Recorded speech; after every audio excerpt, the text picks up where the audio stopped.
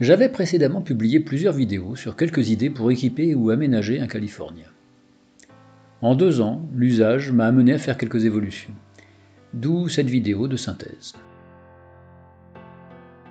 D'abord, j'ai viré à peu près tout ce qu'on n'a pas utilisé, comme un bac à douche rigide, trop encombrant, une tente de douche, redondante avec l'auvent sous haillons, une bouilloire et une cafetière 12 volts trop lente. J'ai aussi éliminé un tas de gadgets que j'avais trouvé très malins d'acheter et qui se sont révélés décevants ou inutiles. À la suite d'une nuit passée à remonter la pente dans mon duvet, j'avais acheté des cales de hauteur. Mais depuis, j'en ai plus jamais eu besoin. Enfin bon, tant que ça tient dans la boîte à ski. J'avais installé un revêtement de sol en lame PVC, qui s'est révélé facile d'entretien et assez pratique à l'étape. Mais en route, c'est trop glissant et trop salissant pour les pieds des passagers arrière. D'où l'adjonction de ce tapis antidérapant qu'on roule le soir. Pour accrocher des rideaux, des cintres et autres babioles, j'ai installé 2 sangles au plafond, attachées au-dessus du sommier.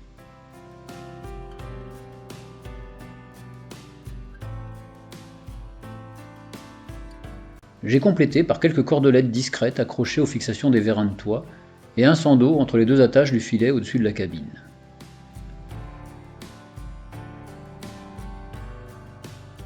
Comme mon épouse avait du mal à attraper le sommier pour le descendre, j'ai attaché ce cordon à une latte. Pour faciliter l'accès au lit supérieur, les rares fois où on est plus de 2, j'ai acheté un marchepied pliant de 20 cm de haut qui se range dans le tiroir sous la banquette. Hors saison, quand les campings sont fermés et qu'on s'installe sur un parking ou sur une aire de camping-car, sans toilette à bord, c'est pas vivable. D'où les toilettes porte-à-potty. Pour rouler, on les fixe derrière le siège conducteur à l'aide d'un système rudimentaire qui a fait ses preuves. Il suffit de desserrer la sangle pour pouvoir déplacer les toilettes comme on veut à l'étape. En particulier, recouvertes d'un coussin en bois et mousse Carimat, on les utilise systématiquement comme siège dos à la route pour les repas à 2 ou à 3. C'est finalement plus pratique que de retourner le siège conducteur. En hiver, les campings sont fermés.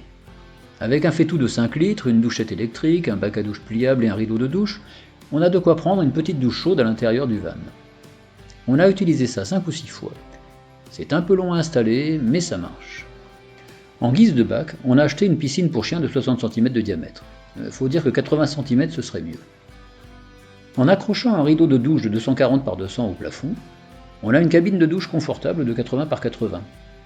Le point critique, c'est de bien fixer le bas du rideau au bac à l'aide d'une dizaine d'épingles à linge.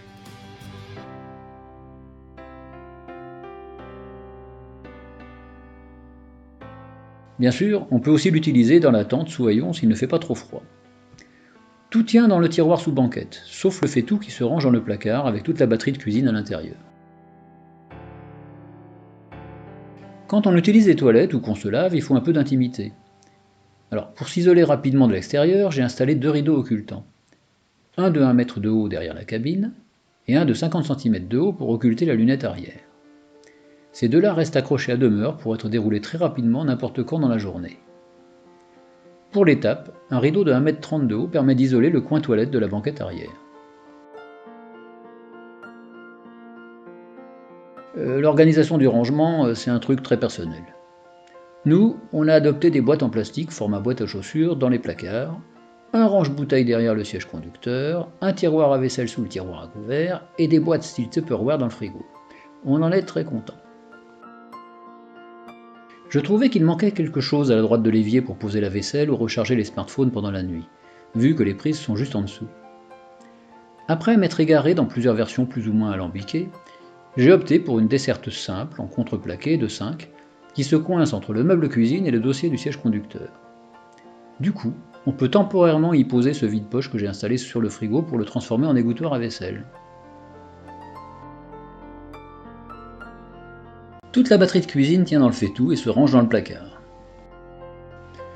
J'ai aussi confectionné cette boîte en contreplaqué que j'ai fixée derrière le siège passager, dans laquelle je range nos chaussons et quelques accessoires de nettoyage. Après une expérience malheureuse de détendeur bloqué, on emporte souvent un réchaud de secours. Mais quand on est connecté au réseau électrique, on utilise une plaque à induction portative qu'on range au fond du placard à vaisselle sous la batterie de cuisine. Dans le même ordre d'idée, quand on dispose de l'électricité et qu'il fait un peu frais, on utilise un petit convecteur de 500 watts qu'on accroche à la table de camping et qu'on range dans le tiroir sous la banquette. Bien sûr, s'il fait vraiment froid, il vaut mieux utiliser le chauffage stationnaire. Pour faire sécher un peu de linge, ce qu'on utilise le plus, c'est ce mini étendoir placé derrière le siège passager quand on roule, ou suspendu au-dessus de la cabine à l'étape quand on relève le toit. Très utile aussi les cintres qu'on peut suspendre un peu partout, y compris le long de la porte coulissante, juste au-dessus de la bouche du chauffage stationnaire. Mon magnifique étendoir extérieur, sur rail latéral gauche, j'en suis très fier. Mais en fait, on s'en sert pas tant que ça. On emporte une pièce de tulle qu'on installe parfois sur la porte en guise de moustiquaire.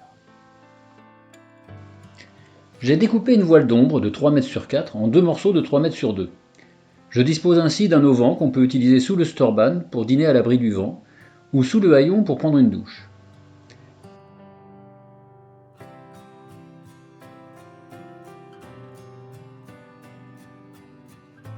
Ce qui est chouette, c'est que ça tient à l'intérieur d'une des deux chaises de haillon. L'hiver, je dépose le storban. Et du coup, j'ai éprouvé le besoin de réaliser une mini marquise pour abriter l'entrée des intempéries.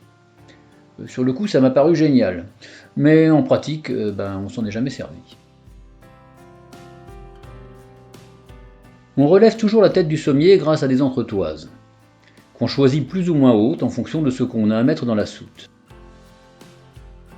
Aller chercher un truc au fond de la soute, sous le sommier, ça relève un peu de la spéléo. Pour éviter ça, avec une plaque de contreplaqué et 3 roulettes, j'ai fabriqué un chariot de coffre tout bête. Pareil pour le kit Volkswagen qui rassemble le cric, l'attelage et les outils de remorquage au fin fond du coffre. J'ai préféré placer tout ça sous le siège passager, sanglé à l'avant de l'embase. Si on doit transporter des objets encombrants, on relève complètement le sommier après l'avoir sanglé au matelas et avoir bloqué les axes dans leur logement avec de gomme. J'ai placé dans le placard arrière tout le nécessaire de branchement électrique et de remplissage du réservoir d'eau. Pour éviter de courir entre le robinet et le bouchon du réservoir, j'ai confectionné un petit raccord bien pratique qui tient tout seul dans l'orifice pendant le remplissage.